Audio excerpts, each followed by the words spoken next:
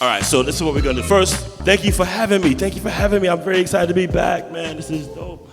All right, so I'm gonna do some poems, and I'm gonna read a couple of them. They're brand new. Nobody's heard them before, except for my neighbors, because I practice loud in my house. So I'm gonna read these couple of pieces, and they're part of a collection that I'm working on. It's a form I'm developing. It's called a record crate, and each of the poems engage vinyl records in different ways, and they're all about my grandfather. I've been spending the last few years just researching patriarchy and patriarchal violence, and in my connection to it too. I think if we want to address it, we as men have to figure out what our connections are and our relationships and our proximity to it. So I've written these pieces. The first one is called 45 RPMs. It has the word for is mentioned 5 times, and it has exactly 45 words. The second one is 33 and a third. It has 33 syllables and 11 lines, because that's a third. And then the last one will be 78 RPM. It has 78 syllables, and then it has 10. That's a lot of math. I didn't realize how much math. I didn't realize how much math it was until I started saying it out loud. It's crazy. All right, here we go. 45 RPMs. For the record, unsettled stone split earthquakes into my grandfather. For the record, cracks continue to open fault lines through my family. For the record, there were cricket match. For the record, there were strikes. For the record, the aftershocks made my grandfather skip. All right. Oh, his name was Skip. I should have told you that at the beginning. That's crazy. His name was Skip, and then he skipped, and then it skipped a generation because I'm trying not to be violent. Okay. 33 and a third.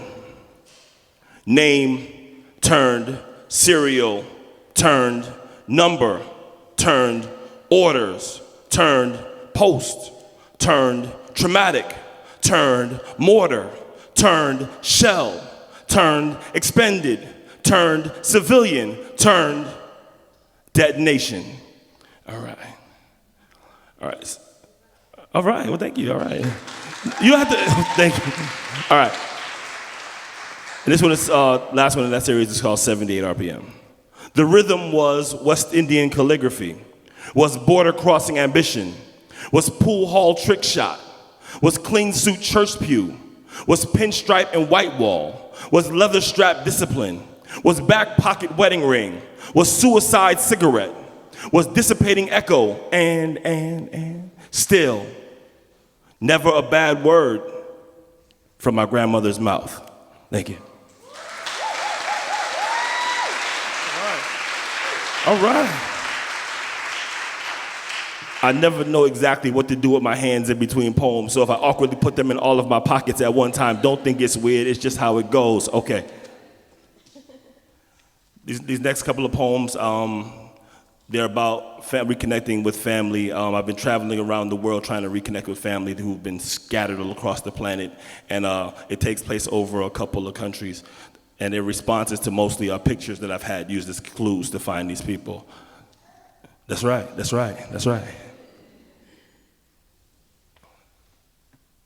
The photo album, a museum we search for lives, fallen out of touch on the gallery floor, an exhibit we trace against the folklore we think we know something about Jamaica, so we think we know something about this tableau. Pressed between the plastic and the context it falls from, it self-identifies Panama, and it is inscribed to Aunt Betty. Alzheimer's wrestles her away from herself.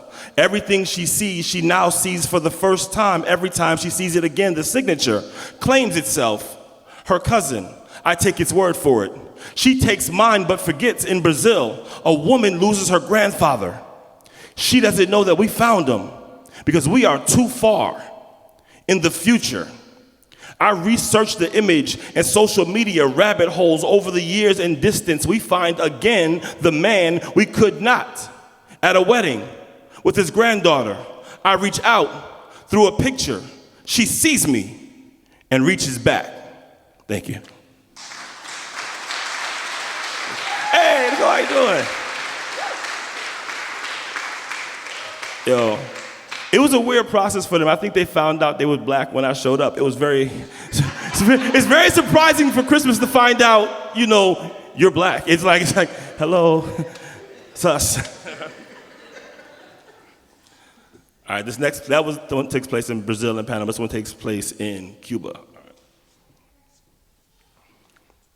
The embargo split us before our parents were born on opposite sides of a missile crisis.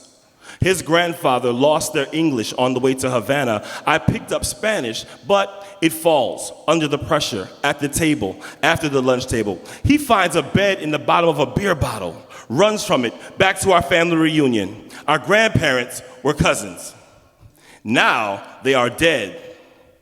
Conversations that can't be reintroduced in the moment because the translator is in the bathroom or walking back, or far enough for me to see our native tongues are not indigenous to our bodies. They are proofs of purchase, replicating on autopilot. They are auction block fugitives, pledging allegiance to the branding iron. They are African voice boxes, crushed into blood diamonds, bought and sold on the black market, no matter how far from the plantation. Me and my cousin ain't free to meet. We can't even speak without a master of both present to translate our trademarks. Thank you. Thank you. Boom! All right! Yo! All right! Oh, whoa! Level, people, level. All right. All right. Oh, this next one. I wrote this in Jamaica. I wrote this at the Caliber. Hey, check, look at this. Bringing families together. I see. All right. Kingston ends. Remember we was in Kingston? I wrote this when we was in Kingston, man. They was shooting at the wall. It's crazy. Jamaica's wild. Okay. All right. Kingston ends when the roster tells me everything I'm looking for is already looking for me. The van between parishes, a pilgrimage through the archives. I've imagined this landscape, the ackee trees, the breadfruit trees, the family roots. I never found any living in Jamaica, but today I am butterfly net determined to capturing a fluttering mythology in Mandeville. I speak birth certificates over the telephone and my voice crawls back to New York, places its version of Jamaican patois back on the shelf next to the pictures and recipes and other chipped statuettes I'm here to reassemble. The next day, a computer search surrenders a death certificate with an address. I find a house caged in, a patient revelation. A woman answers the door, speaks in kaleidoscopes, hands over a swallowtail, points at the sky. It flies, I follow, it becomes a cousin. We meet for the first time. It rains as we hug like a fork in the road, bent back on itself. Thank you.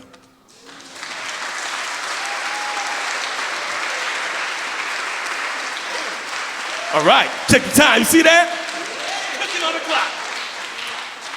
All right, so last night we did a workshop right next door, and I got to work with some brilliant writers and some brilliant thinkers. And one of the writers was mentioning how they felt, a connection to home, but not fully connected to home. And I find this all the time. So I'm going to share a last piece in that series, and it's dedicated to I used to dedicate it to my grandmother, but I realized it's dedicated to all of my grandmothers because I realized how easy it is for the stories of women to get lost in history, particularly through naming traditions and all of these things. And so those of us who can find should find, and those of us who can tell should tell, but we got to preserve and archive these stories. This is dedicated to all the grandmamas. All right, here we go. Rolling ocean crashed between her toes, sand built the coastline. She tight-roped yesterday to her back, facing tomorrow with the Panamanian sun set in the most black of her mouth, full of clumsy English, rickety on her Spanish tongue, shuffling Caribbean accent marks inconspicuously. She blended in Jamaica, where Cuba gave her the sun. She spoke clumsy too in Canada. West Indian camouflaged her Panama, invisible mistress of disguise, toggling West Indian syntax, translucent at the border in full masquerade. My grandmothers were dream catchers. Hopscotching countries, jumping identity double Dutch, watching greener shades of brown grass darken. Every time she landed behind the language barrier, she clutched yesterday's tongue under today's image, exercising her phonetics to flip acrobatic. English easy for her foreign tongue was Spanish in Jamaica, Jamaican in Canada, Canadian in New York, reaching for citizenship, red taped out of range with immigration on her heels until her last breath.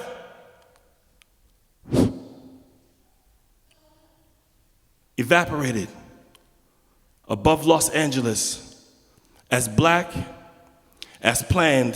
Her maple leaf colored children sifted accent free, obscured behind Jamaica. Panama was blindfolded, monolingual. My tongue now rolls as rickety as her English did 3 countries before, one cold shoulder ago. Latin America recognized me no more than Jamaica did. Call me American boy, under breath, over unbroken speech patterns lost in translation. I felt invisible, while visibly in neither command of enough Spanish nor patois to correct the secrets hiding her inside me, undetectable even in death. She lives around the border of my eye, while I, tongues away from the language she learned to speak in the New York of my tongue, 2 generations away, listen, and I'm in the dark of this dance hall. Multiple Spanish reggae tones mocking the star-spangled portion of my red, black, and green footwork falling off of every drum beat chuckled at me, this collage of a woman, tildes between her locks and pots fly flowing from Latin roots when she smiled. She smiled me still. When she spoke me speechless and somehow made me homesick for a place I had never been. Thank you.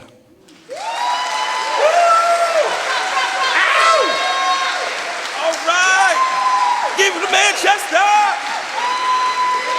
Okay. All right. Oh shoot, they whistling outside. What? Okay, so I'm gonna do 2 more. That's cool. I can do that. That's one more. Oh, he just gave me the signal. One more. He said, hey. You're gonna do 1 more. Okay, that's it. So I'm gonna do 1 more. Then I'll do the one that. Wait. Help me out. Should I do the one that's in the book that you can go buy, or should I do the one that's not there? And he's like, well, we can go buy the book and we can read that one later. What should I say? The one that's not there. The one that's not there? Okay, that was easy math. All right. So then you got to buy it because then you won't know if it's there or not. All right, there we go. This is a warning. This is a warning to all of the indigenous people who eventually found themselves captured and colonized and their land taken from them without warning and then told to be quiet about it, get over it. It happened a long time ago. And I've really been tracking what's happening in Palestine right now. It's very terrifying, but if you want to understand what happened to Africa, it's happening right now. Take a look. So this is a warning from the bottom of a slave ship to the indigenous people. Yeah, there we go.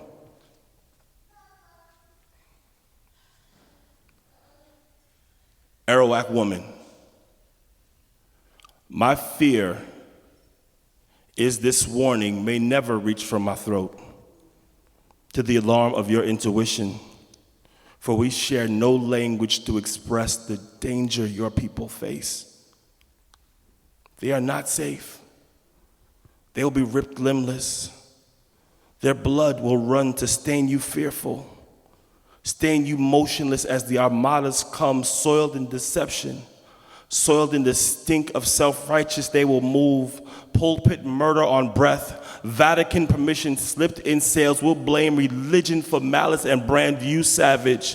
At sword point, plant flagpole in womb. Scar accent mark on vocal cord. Colonized child before birth. They will find pleasure in conquest. Pleasure in possession. Pleasure inside you they will take against will. Suspect tea in your tears. Curry in your spine. Gold in your skin will break flesh to confirm. Not care of your screams. Care of mine. Care of the villages they will burn. The dances they will condemn. The customs they will smoke out of fear. Mistake armadas for nothing holy. They carry firearm at fingertips, smuggle us in the hull of their ship. You will not be spared. They want to slave trade you. They want to cotton field you. They want to tobacco plantation you. Keep them in your skepticism. Trust the mumble of your instincts. They predator. You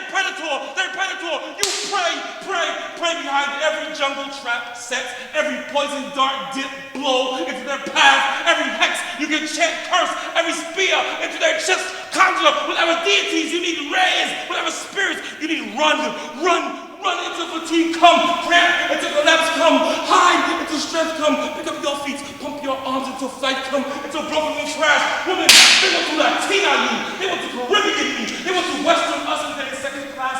Thank you, sister. We will not let them. We will not let them. We will not let them. We will not let them. We will not be their sugar cane, not be their molasses, not be their rum. We have blood partnership to chop them all up like fur.